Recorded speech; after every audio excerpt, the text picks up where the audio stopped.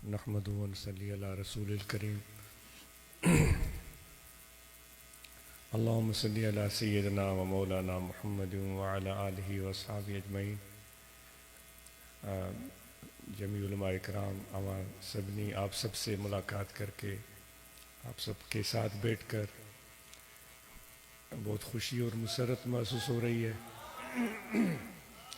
अल्हम्दुलिल्लाह आपकी वाबस्तगी और ताल्लुक़ दरगाह लावा शरीफ और जो मराकज़ हैं हमारे मुर्शिद कामिल के और मदारिस हैं उनसे रहा है, वहीं से आपने तरबियत और तालीम हासिल की, फिर अपनी ज़िंदगी के सफ़र को आगे जारी रखा।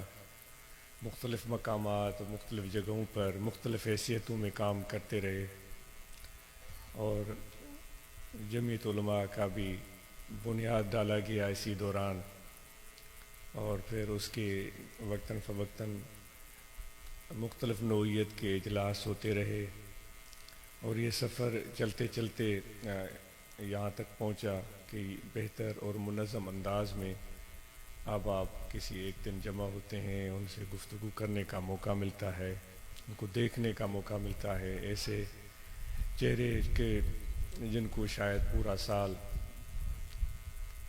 जिनको देखने का मौका न मिलता हो उलमा इकराम में से, तो ऐसे महफ़िलों में और ऐसे इजलास में उनको देख लेते हैं जो बहुत अच्छा लगता है। और इसी सिलसिले में ये भी बड़ी अच्छी बात है कि मुनज़्ज़म तरीके से काम, जो रिपोर्ट जमीयत उलमा ताहिरिया सूबे सिंध उन्होंने बताई वो भी सुनने का मौका मिला, जो उन्होंने बाहमी ताल्लुक़ और राब्ता रखा हुआ है वो सुनने का मौका मिला। फिर जो उन्होंने फ़लाही काम किए हैं उसका तज़किरा हुआ, जो ब्रांचेज़ की तादाद है या जो ज़िले हैं उनकी मालूमात मिली, और साथ में ये भी कि वो क्या कुछ कर रहे हैं, किसी हद तक एक आध अल्फाज उसके मुतल्लिक भी सुनने को मिल गया। मरकज़ी हवाले से भी बड़ी अच्छी रिपोर्ट सुनाई गई। तो उनकी जो एक नेटवर्क है पंजाब में, सिंध में, बलूचिस्तान में या दीगर सूबों में, उसका तज़किरा हुआ और उसकी कुछ झलकियाँ सुनने को मुयस्सर हुई। माज़रत है। तो वो एक अल्हम्दुलिल्लाह अच्छी बात थी। तो इस हवाले से आज चूँकि वो नोट नहीं ले सका कि क्या कुछ आपकी मसरूफ़ियात हैं, आप बेहतर समझ सकते हैं, समझदार हैं, और ये इज्तिमाई एक सोच भी होती है, इनफरादी सोच भी होती है। फिर ये आपको प्लेटफॉर्म भी मुयस्सर है, अपने ख़यालात को अपने दोस्तों के सामने पेश करें, उस पर गुफ्तगू हो, तबादला ख़याल हो, जो बेहतर काम हो, बेहतर शक्ल हो, बेहतर सूरत हो, उसको अख्तियार किया जाए। तो आप माशाल्लाह समझदार हैं और इन चीज़ों को बहुत अच्छा समझ सकते हैं।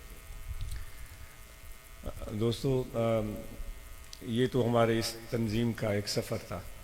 बहैसियत मुसलमान हमने जो एक हुज़ूर अलैहिस्सलातु वस्सलाम के उम्मती की हैसियत में जो हमारा सफ़र शुरू हुआ है वो तो सदियाँ पीछे से, और वो चलते चलते चलते उसके ऊपर भी बड़े मराहिल आए होंगे और बड़ी सियासी हुकूमतें और ज़माने की जो असरात हैं वो मुरतब होते हैं, न सिर्फ आम मुसलमानों पर बल्कि उलमा पर भी उस चीज़ों के असरात पड़ते हैं। और फिर वो चीज़ें जो ज़रूरी होती हैं वो भी रिवायत का हिस्सा बन जाती हैं, जो गैर ज़रूरी होती हैं वो भी हमारी रिवायत का हिस्सा बन जाती हैं, और मनो अन हम उस पर अमल करना ज़रूरी समझते हैं। अगर उसमें से कोई मामूली चीज़ भी आगे पीछे हो जाए तो हम चीं बजबियों होते हैं, परेशान होते हैं, ये क्या हो गया, ये क्यों हुआ। तो ये सारे सिलसिले ऐसे ही चलते रहते हैं। लेकिन एक बात तो हुज़ूर अलैहिस्सलातु वस्सलाम ने वाज़ेह फरमाई है कि उलमा का मकाम मेरी उम्मत में बहुत आला है। अब उलमा एक लफ्ज़ है आलिम, जो इल्म से लिया गया है, तो تو کبھی آپ ضرور علم کیا ہے کبھی ڈکشنری کھول کر ضرور اس کی معنی کو یہاں سے واپس جائیں نا، اچھی مستند ڈکشنری ہو. علماء اس کا قرآن مجید میں بھی ذکر آیا ہے، احادیث میں بھی اس کا ذکر آیا ہے، کوئی مستند اچھی ڈکشنری. تو علم کیا ہے؟ کیا وہی علم ہے جس کو ہم سمجھ رہے ہیں کہ بھائی وہ کنز قدوری کافیہ جامی یہ ساری چیزیں ہیں، اور یہاں کچھ اور ہے؟ یہ ہے کیا؟ تو وہ ضرور ایک دفعہ یہ زحمت کیجئے گا، علم ہے کیا، اس کی تعریف توصیف تشریح اور وہ یعنی کہ ایک سطحی انداز میں نہیں، یا اپنی پہلے سے لگی بندی رائے بنی ہوئی ہے کہ بھائی میں تو عالم ہوں، اس میں تو کوئی شک ہی نہیں ہے، یعنی زبان سے نہیں لیکن میرے دل میں یہ، میں اپنی بات کر رہا ہوں، میرے اندر میں یہ بات چھپی ہوئی ہے، میں تو ہوں، اس میں تو کوئی شک ہی نہیں، چلو دیکھ لیتے ہیں یہ ڈکشنری والا کیا کہہ رہا ہے. اس طرح نہیں، بالکل ایک نیوٹرل ہو کر درمیانہ انسان بن کر پھر دیکھیں، پھر ہم جائزہ لیں کہ علم ہے کیا. اور پھر ہم جو ہے اپنے آپ کو کچھ کتابیں پڑھنے کے بعد جب عالم کے سراپا میں ڈھل جاتے ہیں، کیا وہ ایک مروجہ لباس ہم زیب تن کرتے ہیں اور کچھ دستار اور کچھ کپڑے، اور پھر ایک مکمل شکل اور صورت میں ہم ڈھل جاتے ہیں، کیا یہ عالم ہوگا، کروائے گا؟ یا عالم کے لیے کچھ اور چیزیں بھی ہونی چاہیے؟ یہ میں اپنے آپ سے بات کر رہا ہوں، آپ کو عرض نہیں کر رہا ہوں، آپ تو سب سمجھدار ہیں اور بہت بہتر ہیں مجھ سے، لیکن چونکہ مجھے کہا گیا کہ بھائی تمہیں بولنا ہے، تو پھر وہ چیز جو ایک دماغ میں آتی ہے وہ عرض کی جا رہی ہے. تو کیا یہ ایک سراپا ہم جو بنا لیتے ہیں، کچھ مخصوص علامتیں سر پر بھی ہوتی ہیں، پھر کندھوں پر بھی ہوتی ہیں جیسے میں نے بھی رکھا ہوا ہے، پھر ہم شلوار بھی ایک خاص انداز میں پہنتے ہیں، کرتا بھی پہنتے ہیں، کیا یہ ایک عالم کی نشانیاں ہیں یا اس کے علاوہ بھی کچھ ہے؟ بندنامہ بھی ہم پڑھتے رہے ہیں بچپن میں، اس میں بھی علم کے بارے میں ذکر کیا ہے فرید الدین عطار نے، شاید سعدی نے بھی کچھ بولا ہو، تو وہ کیا کہتے رہے اور وہ کیا لکھا انہوں نے. تو دوستو، اور پھر حضور علیہ الصلوۃ والسلام کے تصور میں وہ کیا چیز تھی کہ آپ نے فرمایا کہ میرے وارث عالم ہیں. اب جو وارث ہم بن بیٹھے ہیں سب، تو کتنی مطابقت ہے وہ حضور علیہ الصلوۃ والسلام کی جو ایک سوچ تھی، ایک فکر تھا، یا جو آپ کا طریقہ تھا، اس سے ہمارے اعمال کتنی مطابقت رکھتے ہیں؟ یہ بھی ایک سوچنے والی بات ہے. آپ نے کبھی خطبے پر بیٹھ کر کسی کے بارے میں وہ جو گفتگو فرمائی ہو وہ کس طرح کی تھی؟ بھائی وارث تو ہم کہلواتے ہیں نا، وہ تو بڑے ماشاءاللہ ترلے سے بولتے ہیں اور کوئی چیلنج نہیں کر سکتا. تو پھر ہم اس ممبر کو بھی کہتے ہیں یہ ممبر رسول ہے، ایسے تو لوگ بھی کہتے ہیں ہاں بھائی. اب ممبر رسول پر بیٹھ گئے اور نبی علیہ الصلوۃ والسلام نے کی یہ بات بھی ہم نے پکڑ لی پورے مضبوطی سے کہ وارث علماء ہیں. تو اب جو اس ممبر رسول پر بیٹھ کر ہم جو بولتے ہیں تو وہ لوگوں کے بارے میں ہی ہوتا ہے. ہم اپنے مقتدیوں کے بارے میں بولتے ہیں، اپنے آس پاس بسنے والے لوگوں کے بارے میں، جو ادھر ادھر ہو رہا ہے، بازار میں ہو رہا ہے، جو لاہور میں ہو رہا ہے، کراچی میں ہو رہا ہے، اس پر بھی ہم اپنا ایک رائے پیش کر رہے ہوتے ہیں. کوئی انفرادی شخص بھی ہو سکتا ہے، تو اس کو بھی ہم اپنے ذہن میں رکھ کر نام کبھی لیں گے کبھی نہیں لیں گے، لیکن اس پر ہم وہ کہتے ہیں جس کے ہاتھ میں ہتھوڑا ہو، جس کے ہاتھ میں ہتھوڑا ہو تو پھر اس کو ہر جگہ کیل ہی نظر آتا ہے. ہتھوڑے اور کیل کی دوستی آپ کو معلوم ہے؟ ہتھوڑے اور کیل کی دوستی کیا ہوتی ہے؟ کیا ہوتی ہے؟ ہتھوڑے اور کیل کی دوستی کس قسم کی ہوتی ہے؟ میں اس لیے توقف کر رہا ہوں کہ آپ خود سوچیں کیا کس قسم کا ان کا ایک رشتہ داری کس قسم کی ہوتی ہے؟ ہتھوڑے اور کیل ادا ہتھوڑے ऐं कोके जी ताल्लुक़ ऐं दोस्ती रिश्तेदारी कहिड़े क़िस्म जी हूंदी आहे? इहा हूंदी आहे त हथोड़ो कोके जे मथां वॼंदो आहे ठा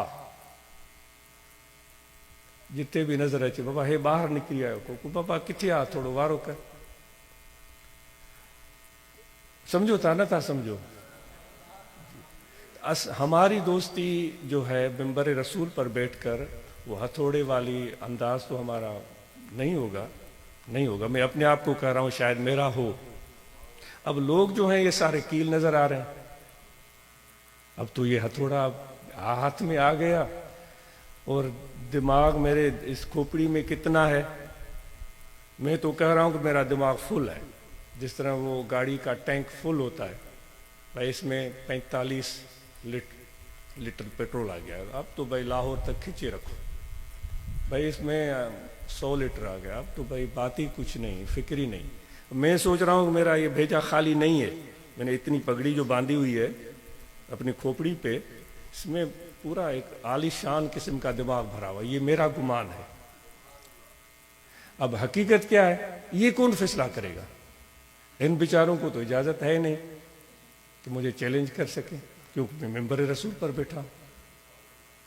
तो वो जब मिंबर रसूल पर आ गया तो भाई तुमने मिंबर रसूल की बेहुरमती कर दी माफ कीजिएगा मैं अपने आप से बात कर रहा हूं आपको नहीं अर्ज कर रहा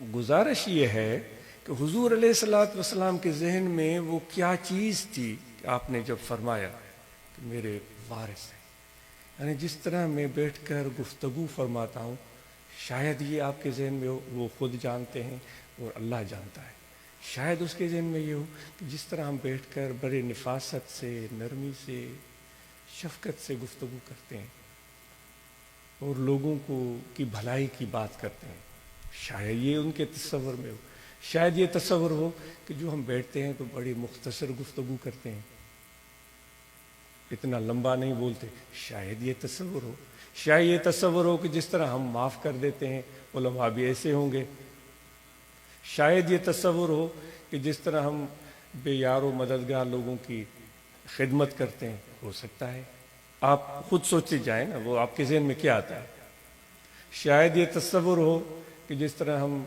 मेज़बानी मेहमानों की करते हैं शायद ये तस्वर हो जिस तरह हम हाथों में झाड़ू पकड़ लेते हैं और घर का झाड़ू सफाई का काम हो रहा हो शायद ये तस्वर हो कि जिस तरह जंगल में जाते हैं लकड़ियां ले आते हैं अबुल हसन खरकानी से बू अली सीना मिलने गए थे तो बू अली सीना सैदी कहता है शायद आप खुद पढ़कर देखें बोस्ता में होगा कहते मैं जब गया मैंने उस शख्स को देखा कि वो दीवार पर बैठा हुआ खुद ईंटें चुन रहा था हालांकि अबुल हसन खरकानी तो इस सिलसिले के बड़े मशहूर बुजुर्ग गुजरे हैं कहते मैंने उनको देखा कि वो अपनी दीवार पर चढ़कर ईंटें चुन रहा था यह है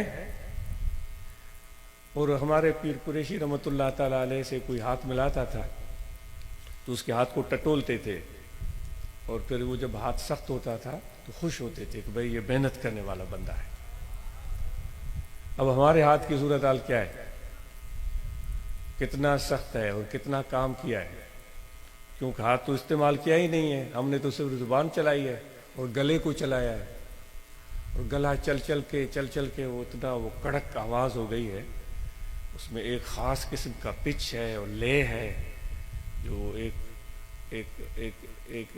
तसलसल के साथ यूं फैल जाती है हमको सुकून मिल जाता है कि भाई इतना यानी कि ये होगा तस्वर आपका क्या ख्याल है हुजूर अलैहिस्सलातु वस्सलाम कुछ न कुछ तो होगा ना हुजूर अलैहिस्सलातु वस्सलाम के जहन में ये सोचिए ये एक और बात आपके जहन में ये दो सवाल हो गए एक तो इल्म की माना देखनी है मैं भी जरूर देखूंगा इंशाअल्लाह आपने अच्छी तरह डिक्शनरी खोल के चेक करना है कि वो इल्म है क्या किस बला का नाम है ये देखने की जरूरत है दूसरी बात ये अर्ज की जा रही है मेरी बात तवील हो रही है बहुत माजरत है और अच्छा तो बस इसको अब ना इस तिवालत की कोई इसकी ज़रूरत नहीं है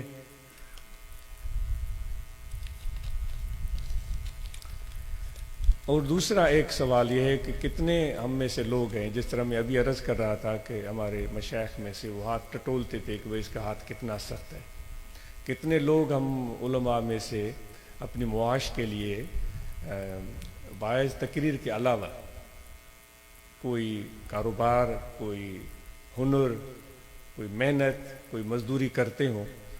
ہم میں سے کتنے ہیں وہ لوگ؟ عاجز یہ آپ کو زحمت نہیں دے گا کہ آپ ہاتھ اوپر کریں، آپ کھڑے ہو جائیں، بالکل بھی نہیں. بس عاجز یہ عرض کر رہا ہے کہ میں بھی سوچ لوں، آپ بھی سوچ لیں، اور پھر سوچیں کیا میں اس ٹولے میں ہوں کہ باعث تقریر کے علاوہ اپنے معاش کے لیے کوئی میں کاروبار کرتا ہوں، کیونکہ مجھے پیٹ گزر کے لیے کچھ تو چاہیے، میرے بچوں کو بھی کچھ دینا ہے. تو کتنے ہیں اس جم گھٹے میں وہ لوگ جو کوئی کاروبار کرتے ہیں، کوئی ہنر وہ جانتے ہیں اور ہنر کے ذریعے کما رہے ہیں، کوئی محنت کا کام کر رہے ہیں، وہ کتنے ہیں وہ لوگ؟ شاید کبھی آپ کو التجا کی جائے کہ بھائی وہ ہمیں زیارت کرائیں، شاید کبھی ایسا بھی ہو، کیونکہ ہم تو ہر وقت میک اپ میں رہتے ہیں نا. وہ میک اپ تو خراب ہونے نہ پائے. اب جب یہ میک اپ ہر وقت رہے گا تو یہ اگر میں یہاں گٹھڑی رکھوں تو یہ میرے امامہ کا میک اپ تو خراب ہو جائے گا، تو یہ میں کیسے پسند کروں؟ تو وہ کتنے لوگ ہیں جو اس حوالے سے اپنے مثبت یعنی کہ ہاں بول سکتے ہیں. آپ اپنے دل سے بول لیں، یہاں آج کو تکلیف آج کو نہیں دی، آپ کو نہیں دی جا رہی. اگر وہ ہیں ان کے لیے بہت بہت بہت بہت دعائیں، بہت دعائیں، اور ان کو مبارکیں. اور ایک دوست ہے، نوجوان ہے، میں نام وہ دوست کہتے ہیں اسے نام نہ لیا کریں، واقعی اللہ جانتا ہے، وہ میں لے رہا ہوں، ثاقب یاسین. اس نے مجھے میسج کیا ہے 2 دن پہلے، آج نے ابھی تک اس کو جواب ہی نہیں دیا. اس نے لکھا کہ میں مدرسہ چلاتا ہوں، پھر میں نے ایک اسکول ہے ہمارے گاؤں میں ساگری میں، اس اسکول کے ساتھ میں نے کینٹین کھولی جہاں میں نے تھوڑی تھوڑی چیزیں رکھیں. پھر میں نے دیکھا کہ وہ کام وہاں بچوں کے اسکول میں ضرورت ہے، پھر میں نے چیزیں بڑھائیں، کاپیاں رکھیں، ان بچوں کے لیے سنیکس ہوتے ہیں، بسکٹ، چھوٹی چھوٹی چیزیں، پھر پینسلیں، کاغذ، قلم. بڑھتے بڑھتے وہ کام اتنا بڑھ گیا کہ مجھے مجبوراً، شاید اس نے یہ لکھا ہے کہ میں نے اپنے بھائی کو بٹھا دیا. پھر میں نے کہا میں کیا کروں؟ اب مسجد پڑھا رہا ہے یا مدرسہ پڑھا؟ اس نے لکھا کہ روزانہ مراقبہ ہوتا ہے، 2 ٹائم غالباً لکھا، اور مدرسے میں پڑھاتا ہوں، وہ سارے کام اس نے لکھے، اس کے ساتھ ان ایڈیشن یہ چیزیں. پھر میں نے سوچا مجھے میرا بھائی بیٹھ گیا، میں کیا کروں؟ وہ کہا میں نے ایک اور دکان کھول دی. وہ اب دکان چل پڑی ہے، اس میں بھی کام چل پڑا ہے. اب لوگ مجھے بولتے ہیں کہ بھائی آپ نے تو مدرسہ پڑھانا ہے، آپ نے تو مسجد میں نماز پڑھانی ہے، آپ نے تو مراقبہ کرانا ہے، یہ کیا کر رہے ہیں؟ آپ ایک طرف ہو جائیں. اس نے مجھ سے یہ بات پوچھی، میں آپ سے پوچھتا ہوں کہ اس کو کیا کرنا چاہیے؟ آپ بتائیں اس کو کیا کرنا چاہیے؟ لوگ اس کو کہہ رہے ہیں کہ بھئی یہ کام 2 2 3 3 کیسے ہوں گے؟ آپ مجھے بتائیں کہ میں اس کو کیا جواب دوں. آج تک یہ اس کو کافی دن ہو گئے، عاجز نے اس کو جواب نہیں دیا ہے. آپ سے مشورہ طلب کر رہا ہوں کہ بھئی آپ بتائیں اس کو کیا جواب دیں. یہ بھی ایک سوچنے کے لیے بات آپ کے حوالے ہے. حضرت علی رضی اللہ تعالیٰ عنہ اپنے زمانے میں، خلافت کے زمانے میں، غالباً بصرہ میں تشریف لائے، صرف اس نیت سے کہ یہاں واعظ اور نصیحت تقریریں کون کرتے ہیں. تو ہر مسجد میں جاتے تھے، پیچھے بیٹھ کر آرام سے اس کا مولوی کا یا واعظ کا تقریر اور قصے سنتے تھے. پھر آپ مایوس ہوئے، کہتے ہیں پتہ نہیں کتنی مسجدیں ہوں گی، بصرہ تھا یا کوفہ تھا، واللہ عالم. یہ آیا علوم الدین نے غزالی رحمۃ اللہ علیہ نے لکھا ہے، آپ دیکھ لیجئے گا. جو واعظین کے لیے انہوں نے الگ سے باب قائم کیا ہے، اس میں انہوں نے لکھا ہے. تو ان مساجد میں جو واعظ کرنے والے تھے سب کو انہوں نے منع کر دیا کہ بھائی تم کیا کرتے ہو، کس سے کہانیاں سناتے ہو اور ممبر رسول پر بیٹھے ہو. ان کو منع کر دیا. پتہ نہیں کتنی مسجدیں ہوں گی. ایک شخص کو اجازت دی، غالباً وہ نام ابو الحسن یا کوئی ایسا نام، ان کو اجازت دی کہ ہاں یہ شخص ٹھیک بولتا ہے. تو یعنی اتنی ذمہ داری کا کام ہے. اب ہم اور آپ کا تعلق حضور کی ذات سے ہے، جن کے بارے میں اللہ تعالیٰ فرماتا ہے سب جہانوں کے لیے رحمت ہے. اپنوں کے لیے برحمت ہیں، غیروں کے لیے برحمت ہیں، دوستوں کے لیے برحمت ہیں، دشمنوں کے لیے برحمت ہیں، اور رؤوف الرحیم کے نام سے اللہ تعالیٰ نے ان کو یاد کیا ہے۔ اتنی شفقت فرمائی کہ اپنے گھر میں بھی کوئی چیز کھانے کے لیے میسر نہیں ہوتی تھی، دوستوں کو دے دیتے تھے۔ اب آپ اور ہم جب ان کی طرف ہم نسبت رکھتے ہوئے اپنی ذمہ داریاں پوری کر رہے ہوتے ہیں، تو کیا ہم زمانے میں لوگوں کے درمیان محبتیں بانٹتے ہیں، ان کو جوڑتے ہیں، ان کو آپس میں ملاتے ہیں، یا ان کے اندر فساد یا اللہ کی زمین میں فساد پھیلانے کا باعث بنتے ہیں، خرابی پیدا کرنے کا، ویرانی پیدا کرنے کا باعث بنتے ہیں؟ مجھے پتہ نہیں، آج اس کو پتہ نہیں، ایسا اتفاق کم ہوا ہے، کبھی وائس سننے کا کم اتفاق ہوتا ہے۔ تو یہ آپ سوچ لیں، اور جو گفتگو ہم کرتے ہیں اس گفتگو سے لوگوں کے اندر اس کے اثرات کیا مرتب ہوتے ہیں، اس کے فوائد اور ثمرات کیا مرتب ہوتے ہیں۔ مجھے عاجز کو اس کا بالکل احساس ہے کہ عاجز ایک لگے بندی دنیا میں رہتا ہے، وہ اتنے یعنی کہ بازاروں میں، شہروں میں، لوگوں کے پاس، دیہاتوں میں جانا، ملنا، اٹھنا، بیٹھنا، عاجز کی سوچ یا معلومات محدود ہیں۔ آپ جو ہیں وہ اٹھتے ہیں، بیٹھتے ہیں، علماء سے، عوام سے، لوگوں سے، آپ کو مجھ سے بہتر معلومات ہوگی۔ یہ تو بات بہت اہم ہے، چونکہ ہم ایک جماعت کا حصہ ہیں، تو جماعت کا حصہ ہوتے ہوئے ہم مرکز کی رہنمائی اور ہدایات کو، یہ ایک تاکیدی بات ہے، اور ہر وقت مد نظر رکھیں کہ جماعت کا طریقہ کار کیا ہے۔ ہم جب اس کا حصہ ہیں تو ہم اس طریقہ کار سے کبھی بھی ہٹنے نہ پائیں۔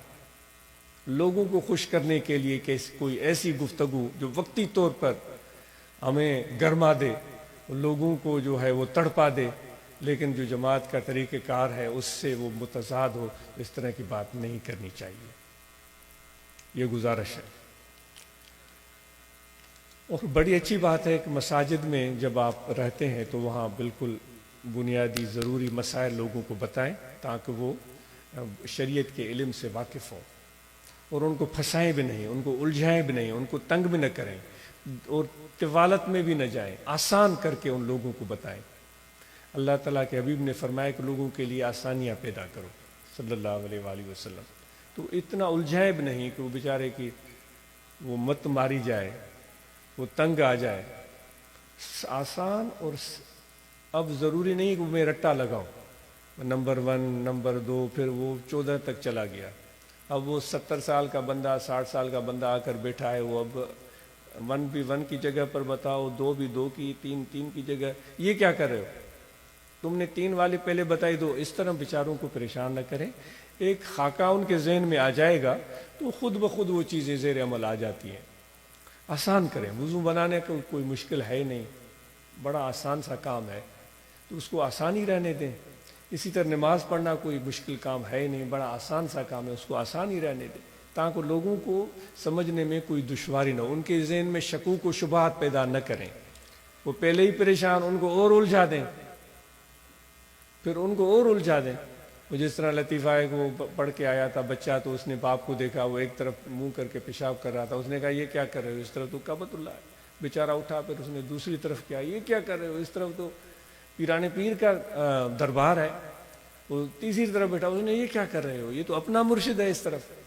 پھر چوتھی طرف اس نے رخ کیا، بیچارہ پیشاب کرے، اس بچے اس کی بات سنے، اس نے یہ کیا کر رہے ہو، اس طرف تو فلاں بزرگ ہیں۔ وہ بیچارہ تنگ آ گیا، وہ پھر کھڑا ہو گیا اور گھوم بھی رہا ہے، پیشاب بھی کر رہا ہے، وہ کہہ رہا ہے کلاں پیراں دی خیر۔ اس طرح لوگوں کو آپ بہتر سمجھتے ہیں، آج اس کو تو اس کا اتنا وہ نہیں ہے۔ تو جب آپ اور ہم ایک عام آدمی کی زندگی بسر کریں گے نا، ہر وقت میک اپ میں رہنے کے بجائے تھوڑا ہم دھکے بھی کھائیں گے، تو ہمیں پتہ چلے گا عام آدمی کی زندگی کتنی کٹھن ہے۔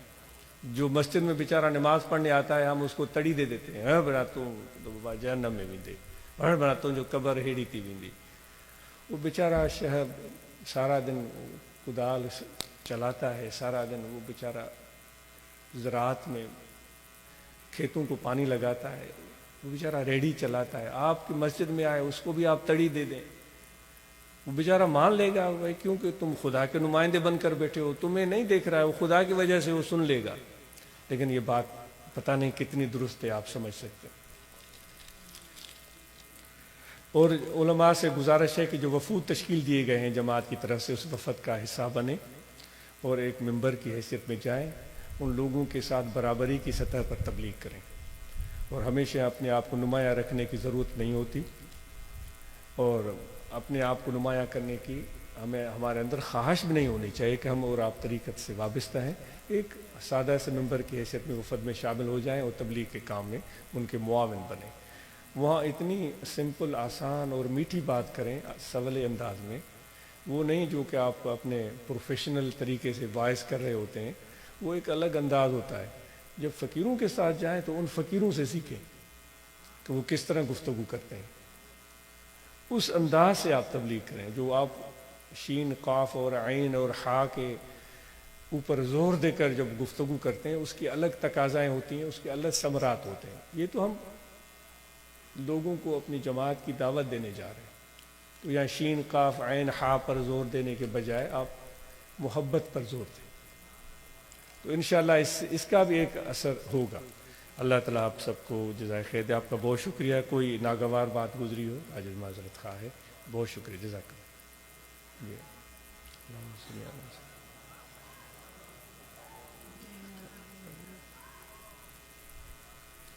صلی اللہ تعالیٰ علیہ